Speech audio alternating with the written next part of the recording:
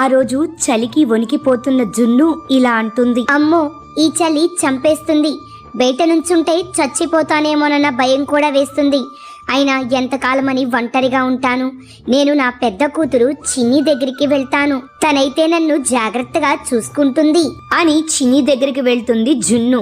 ఇక చిన్నితో, చిన్ని, చలి బాగా ఉందమ్మా, ఒంటరిగా బ్రతకలేకపోతున్నాను, నీ దగ్గర ఉంటాను అని అంటుంది. అప్పుడు చిన్ని జున్నుతో ఇలా అంటుంది. ఏంటేంటి, నా ఇంట్లో ఉంటావా?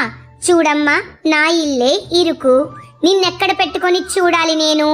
మర్యాదగా నువ్వు వచ్చిన దారినే వెళ్ళు. నిన్నిక్కడ చూడటానికి ఎవరు తేరగా లేరు అని అనటంతో కూతురు మాటలకు గుండె పగిలేలాగా ఏడుస్తుంది జున్ను. నన్ను నా పెద్ద కూతురు ఇంట్లో నుంచి బయటకి గెంటేసింది.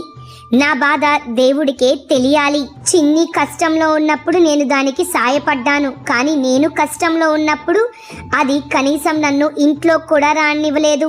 వేడిగా కొన్ని టీ నీళ్లు కూడా నా ముఖాన పోయలేదు.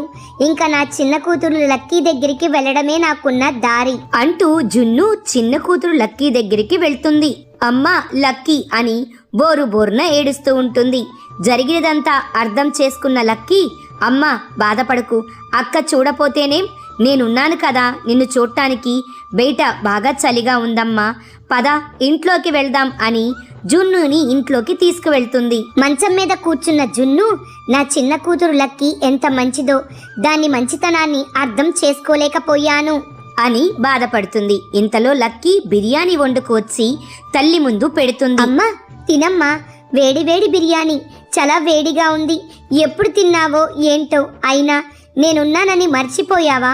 కడుపెందుకమ్మా అలా కాల్చుకున్నావు అని లక్కీ ఏడుస్తుంది. పొట్ట చూడు ఎంత లోపలికి పోయిందో. బిర్యానీ తిన్నా కూడా నువ్వింత నీరసంగా ఉన్నావు. ఎందుకమ్మా అక్క దగ్గర ఉండడం?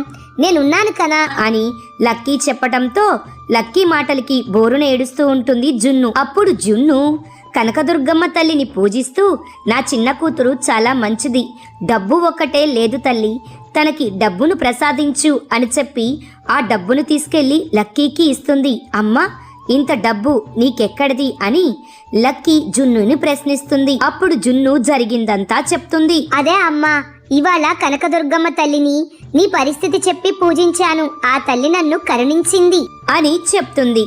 ఇంతలో పెద్ద కూతురు చిన్నికి ఒంట్లో బాగాలేదు అని తెలిసి వెంటనే అక్కడికి పరుగున వెళ్తుంది జున్ను.